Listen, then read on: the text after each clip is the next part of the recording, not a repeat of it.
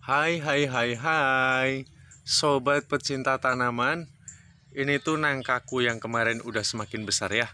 Kemarin ada yang komen katanya, "Bang, tutorialnya kelamaan," katanya.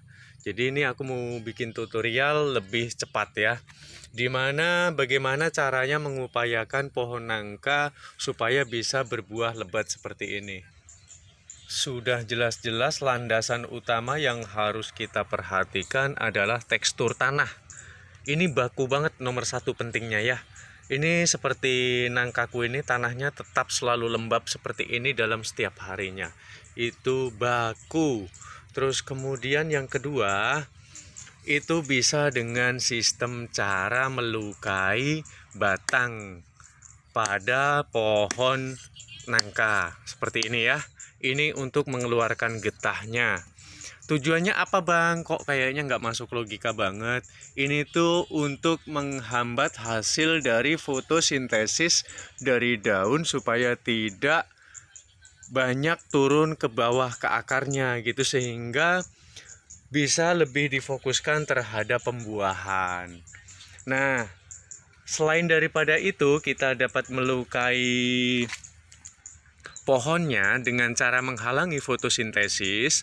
Maka cara kedua ada lagi nggak, Bang? Aku sih ada cara, yaitu dengan cara diikat dengan kawat yang besar ya. Itu juga sama untuk menghambat fotosintesis dari daun supaya dia tidak turun ke bawah. Nah, kalau untuk pelukaan seperti ini kan kita bisa melukai sampai hampir pertengahan dari batang pohon. Tapi kalau menggunakan yang kawat, sebaiknya dililit agak di bagian di atas gitu, jangan terlalu ke bawah banget ya.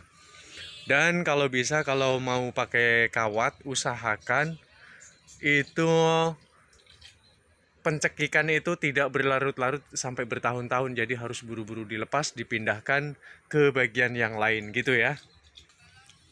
Poinnya yang utama mudah diingat, kelembapan tanah, terus yang kemudian yang kedua pelukaan pohon ataupun pengikatan pohon untuk menghambat fotosintesis agar yang dimasak itu lebih difokuskan ke bagian atasnya. Dan jangan lupa, sudah berbuah maupun belum, untuk ini kan sampah-sampah ya, ini tuh harus segera dibersihkan karena dapat mengundang hama tanaman seperti ini. Ini tuh akibat dari si telur-telur kupu-kupu yang berwarna putih itu. Itu udah biasa ya, aku nggak pakai pupuk kimia, aku lebih fokuskan kepada penyemprotan ya, jadi biar berhamburan. Tuh dapat juga mengundang semut, sobat dapat lihat juga kan semut yang tampak ada di hadapan kita. Terus selain daripada pembersihan, pruning itu diperlukan. Setelah di pruning, kita harus memperhatikan bekas-bekas pruning yang ada di areal bawah. Di areal bawah, dahan-dahan yang sudah di pruning harus segera dibersihkan. Jika perlu disapu ya. Tujuannya apa? Ya untuk ini menanggulangi atau menolak hama-hama seperti semut, merutu, terus kemudian berkumpulnya kupu-kupu yang putih, apalagi kalau yang coklat ya. Dan penyakitnya tuh biasanya seperti ini. Di musim busuk ya, di musim busuk biasanya dihinggapi oleh kupu-kupu berwarna coklat. Seperti ini, kupu-kupunya tuh kecoklatan, kemudian kupu-kupu itu menelurkan telurnya sehingga dapat menjadi ulat. Nah, ulat itu bersemayam di sini. Tapi tenang, ini ulatnya tuh sudah nggak ada. Aku sudah beberapa kali praktek. Kalau seperti ini ulatnya tetap ada di dalam, maka dia akan lengket dan mati sendiri di dalam. Jadi busuk itu hanya di areal luar seperti ini nih. Jangan panik. Dan aku ada pertanyaan, abang pakai pupuk apa? Aku nggak pakai pupuk apa-apa. Jadi aku hanya menjaga kelembapan tanah dan aku adakan pruning, terus kemudian treatment-treatment yang sudah aku ceritakan tadi. Bekasnya sobat-sobat bisa lihat kan, bekas aku menyayat dari yang baru hingga yang lama. Ini membuktikan memang aku adakan penyayatan karena untuk menghambat fotosintesis ya. Sebab fotosintesis itu dihantarkan melalui kambiumnya, makanya diadakan di situ penghambatan, itu alasannya. Dan secara logis memang jelas-jelas akan cepat berbuah karena mau nggak mau kambium yang mengantarkan hasil fotosintesis akan terhambat oleh sayatan maupun pengikatan. Ini tuh satu tangkai buahnya banyak banget nih sobat, bisa saksikan ya. Banyak banget, kemarin sudah aku hitung yang di konten sebelumnya itu ada berapa kemarin? 16 apa 17, ini satu gagang loh guys. Dan bagusnya lagi, ini tuh buahnya tidak hanya sampai ke tanah yang di tanah ini, bahkan sampai yang di atas. Di atas pun ada nih, aku akan perlihatkan nih. Yang di atas ya, ini sudah ke atas, ini yang satu gagang isi banyak tadi.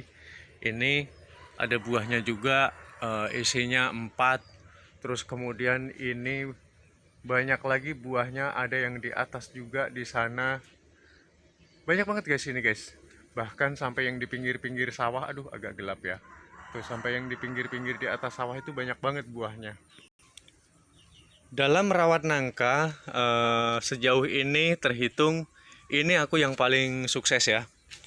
Dan terus suka ada pertanyaan, bang, nangkanya ini jenis apa? Ini tuh jenis nangka persilangan nangka dengan cempedak.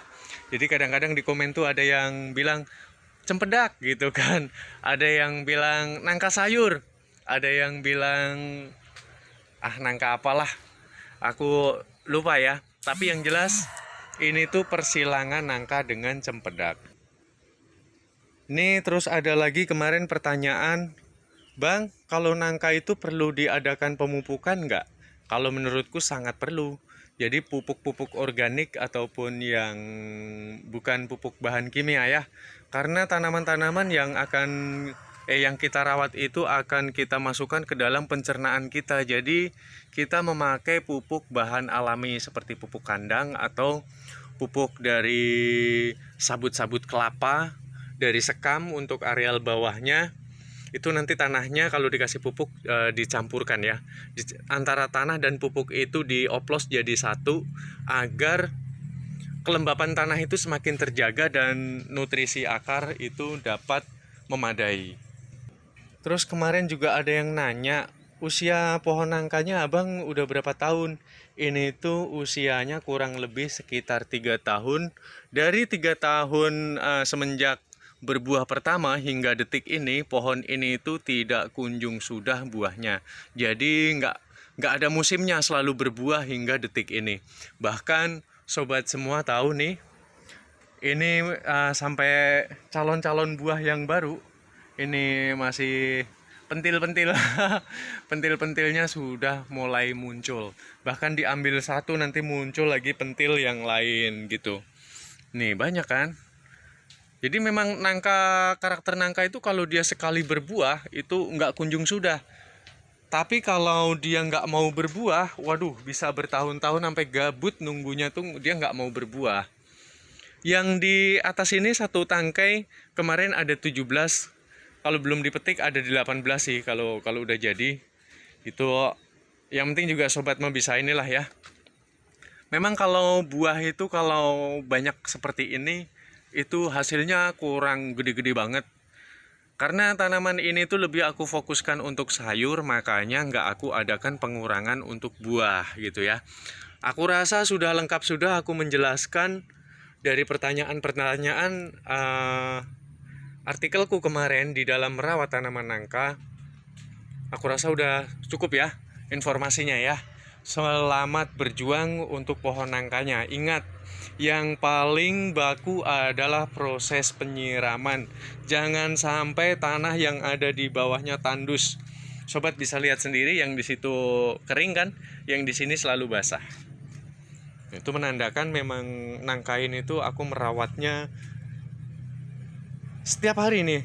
Pokoknya selagi aku ada kesempatan maka aku merawat pohon nangkaku ini, karena juga hasilnya menurut aku sangat memuaskan dalam arti kata nggak kunjung berhenti.